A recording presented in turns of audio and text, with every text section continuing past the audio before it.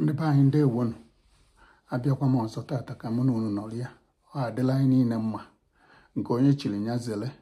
Ana m ekene onye ukwu, na-ekene onye nta, na-ekene nwoke, na-ekene nwaanyị. Ibe nji maka ya bịa tata bụ maka ibe a na-akpọ self love, mmadụ ibu onwe ya n'anya. Ịghọtago? Ịma na asị na ịbụ na ma onye enu ma onye a na mana na ibe a na-akpọ ịbụ n'anya amaka. Ọkwụghọtago? So ọnya ka m ji wee bịa ka anyị tinye ya ọnụ, maka na onwe ibe na-eme na be anyị and otu anyị si ebi ndụ adịchara mma. Ịghọtago?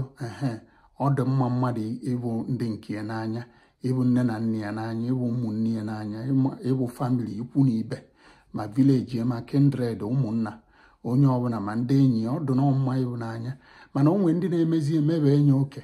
Kedu ibe mmiri imebe oke? Ibe mmiri imebe oke bụ na onwe ndị na-agaba na-eme ebe ichezo onwebe. Ọkwụghọtago? Onye ka nsị ka m bịa ka anyị tinye ya ọnụ. Ịbụ n'anya amaka, mana ichezo na onwe gị, ị na-abụ ndị ọzọ n'anya, ị na-abụkwa onwe gị n'anya. Ịghọtago? Onwe ka o si wee dị, icheta na ihe amụ nwa na ihe enwe famili nke gị. Ọ bụrụ na inwego enwe, icheta na abaghị eri nri, cheta na ọgụ bụ onye ga-enyebe nri, cheta na ihe protect and provide ya for the whole family. Ịghọtago? So na ka ọ ghara ime ibe na because na onwe ụdị aka ha ga-enye chekwa eri mgbe ị na-edila enyemaka yara afịa. Onye ka o ji wee dị mma onwe iwe dị mma ịsọpozu imele onwe gị. Imeela onwe gị, ọ bụrụ ị na-aza na ị na-eme n'ezi akpọọ n'ezi ịza, mana abịazịa n'ụlọ ịghara eme. Imele onwe gị amini ya bụ ọkwasọ nwa direct nọ imele kindred gị, imele ndị bụ unu ebe isi.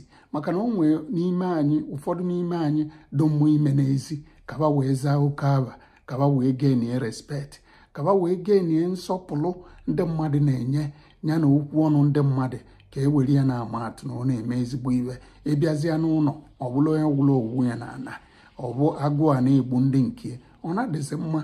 Ọ dụrọkwa mma nwanne cheki enye ọ dụrọ mma. Onye ka m ji wee sị ka m bịa ka m chetara ụmụnna anyị, ọ bụrụ na ị na-eme na ọ bụ rapụ ka iji onye a sị nyara aka o jiri ọfụma.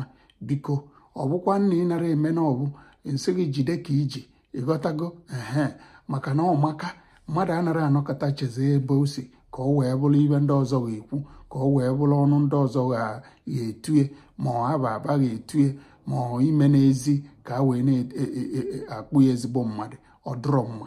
Ka m gwazie gheri ka m shọkụ ọgụ ịbụrụ ezigbo mmadụ. Ịghọtago? Maka a sị na a na-esi n'ụlọ were adị mma, ọ bụrụ n'ezi ka esi adị mma were abata n'ụlọ. Ndị Igbo si n'ọnụ ụlọ ka esi adị mma were apụ n'ama, n'ụlọ ka esi adị mma were apụ n'ezi.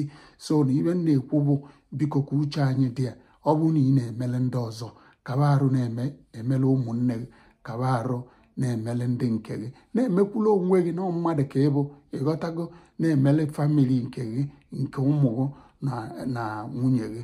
Ọnya ka m ji wee sị ka m bịa ka anyị tinye ọnụ, ghara ichezokwe ebe anyị si na asị na onye chezola ebe o si gbula ebu. Ọ bụ na ichezo imele ndị be gị ibe, ndị nke gị ebe isi, ịma na isokwe na ndị gbula ebu nwanna. So iche ekikwe enye ka uche gị dị ya. Ọka nwanne unu nwoke Kenechukwu wee na-asị na ọ ga-adịla anyị niile mma. Onye agwalụkwu agwakwu ya ọzọ. Biko enweta ozi ya atụsa ozi ya na onwe ndị na-iderie, itinyela anyị aka n'ibe a na-eme, folo anyị na nke ọzọ na-abịakwa.